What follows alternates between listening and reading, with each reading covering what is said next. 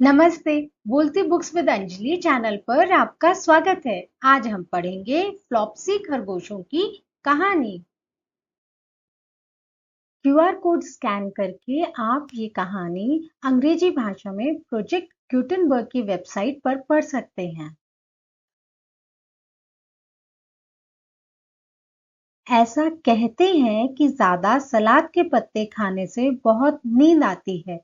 सलाद खाने के बाद मुझे कभी नींद नहीं आई, लेकिन मैं खरगोश नहीं हूँ। पर तय था कि फ्लॉप्सी खरगोश के बच्चों को तो बहुत ज्यादा नींद आई थी। जब नन्हा बेंजामिन खरगोश बड़ा हुआ तो उसने फ्लॉप्सी खरगोश से शादी कर ली। उन दोनों का एक बड़ा परिवार था। वे बहुत ही बेपरवाह थे और मस्ती में रहते थे। मुझे उनके बच्चों के अलग-अलग नाम याद नहीं हैं। उन्हें आमतौर पर फ्लॉप्सी के बच्चे कहा जाता था। खाने की हमेशा कमी रहती थी, इसलिए बेंजामिन फ्लॉप्सी के भाई पीटर से पत्ता गोभी उधार लेता था। पीटर का एक सब्जियों का बगीचा था। कभी-कभी पीटर के पास देने के लिए पत्ता गोभी नहीं होती थी। ऐसे में बेंजामिन और बच्चे एक मैदान को पार करके मिस्टर मैकग्रेंगर के बगीचे के बाहर एक गड्ढे में कूड़े के ढेर के पास चले जाते। मिस्टर मैकग्रेंगर के कूड़े के ढेर में बहुत सारी चीजें पड़ी रहती थी। जैम के बर्तन और कागज का लिफाफा, तेल के स्वाद वाली कटी घास के पहाड़, कुछ सड़ी हुई सब्जियां और एक या दो पुराने जूते। एक दिन कुछ अलग हुआ। वाह, क्या बात है! वहां बहुत सारे सलाद के पत्ते थे, जिसमें फूल निकल आए थे। फ्लॉप्सी के बच्चों ने बहुत ज्यादा सलाद पत्ते खाए। धीरे धीरे एक के बाद एक उन सबको नींद आने लगी और वे कटी हुई घास में लेट गए। बेंजामिन अपने बच्चों की तरह जल्दी से नहीं सोया, बल्कि सोने से पहले वह इतना होश में था कि मक्खियों को दूर रखने के लिए उसने अपने सर पर एक कागज का लिफाफा रख लिया। फ्लॉप्सी के छोटे बच्चे तेज धूप में मजे से सोए हुए थे। बगीचे के उस पार के मैदान से घास काटने वाली मशीन की खनखनाती आवाज दूर से सुनाई दे रही थी। नील मक्खियां दीवार पर भिनभिना रही थीं और थॉमसिना टिटल माउस नाम की एक छोटी बूढ़ी चुईया ने जैम के बर्तनों के बीच से कूड़ा उठाया। वो कागज के लिफाफे पर चलकर दूसरी तरफ गई। कागज की सरसराहट से बेंजामिन की नींद टूट गई। चुईया ने दिल से माफी मांगी और कहा कि वह पीटर को जानती है। जब वह और बेंजामिन दीवार के नीचे बातें कर रहे थे, उन्हें अपने सिर के पास भारी कदमों से चलने की आवाज सुनाई दी और अचानक मिस्टर मैकग्रेंगर ने सोते हुए फ्लॉप्सी के बच्चों के ठीक ऊपर कटी हुई घास से भरा एक बोरा खाली कर दिया। बेंजामिन अपने कागज के लिफाफे के नीचे सिकुड़कर छिप गया। चूहिया जैम के बर्तन में छिप गई।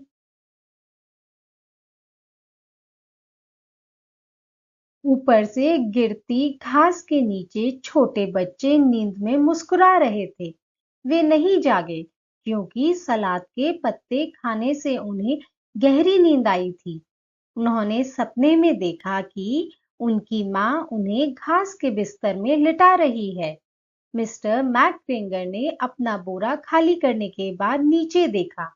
उन्होंने देखा कि घास में कान के ऊपरी सिरे जैसी दिखने वाली भूरे रंग की चीजें दिख रही हैं।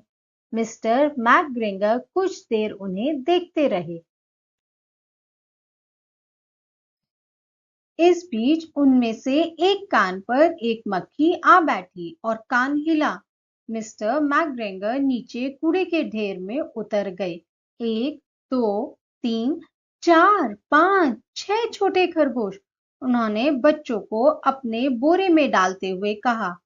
फ्लॉप्सी के बच्चे अभी भी सपना देख रहे थे कि उनकी माँ उन्हें बिस्तर पर पलट रही है। बच्चे अपनी नींद में थोड़ा हिले, लेकिन वे जागे नहीं। मिस्टर मैकग्रिंगर ने बोरी को बांधकर दीवार के पास छोड़ दिया। वे घास काटने वाली मशीन को रखने चले गए। जैसे ही मिस्टर मैकग्रेंगर गए, फ्लॉप्सी खरगोश, जो घर पे ही रह गई थी, मैदान में पहुंची। उसने बोरी की तरफ शक से देखा और सोचा, सब कहाँ हैं?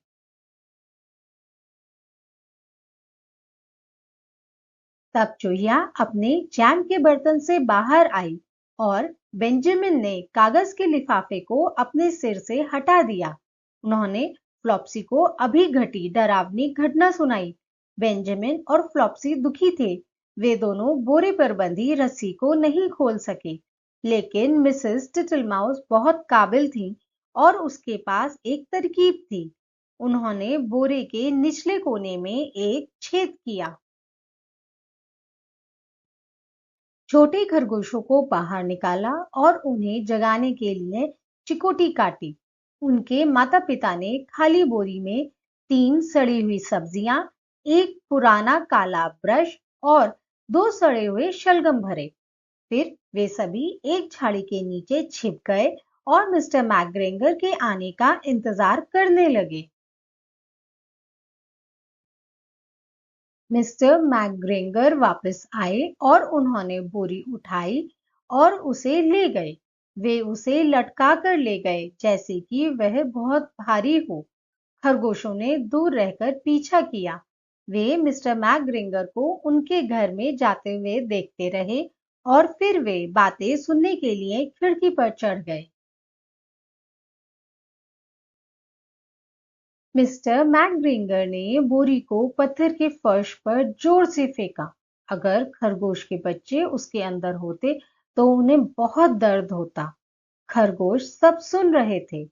थके हुए मिस्टर मैकग्रिंगर ने अपनी कुर्सी घसीटी और हंसते हुए बोले, 1, 2, 3, 4, 5, 6 छोटे खरगोश।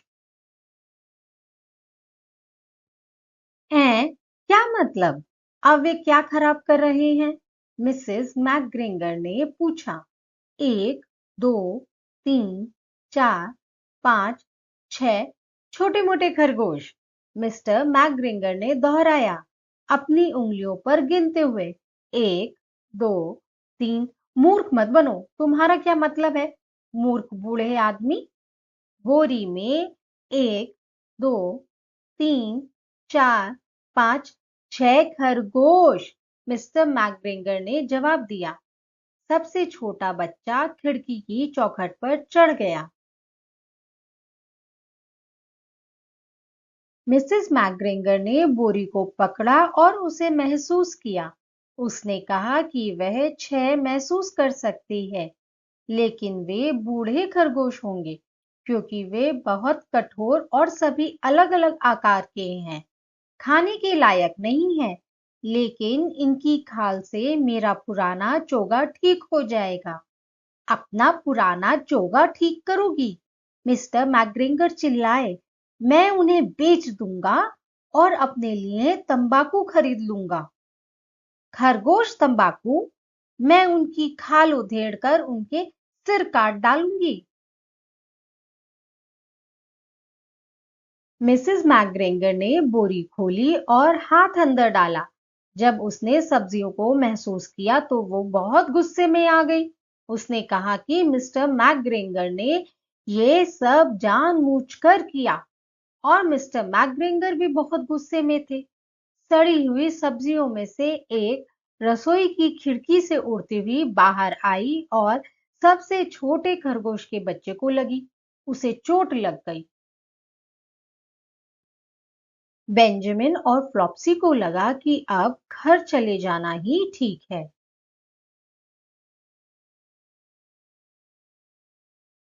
तो मिस्टर मैकग्रेंगर को उनकी तंबाकू नहीं मिली और मिसेस मैकग्रेंगर को उनके चोगे के लिए खरगोश की खाल नहीं मिली। लेकिन अगले क्रिसमस थॉमसिना टिटल माउस को अपने लिए एक चोगा और टोपी बनाने के लिए खरगोश के बालों की बहुत सारी ऊन मिली। एक सुंदर मफलर और गर्म दस्तानों की एक जोड़ी भी उपहार में मिली। धन्यवाद। वीडियो को लाइक करें और शेयर करें और चैनल को सब्सक्राइब करें।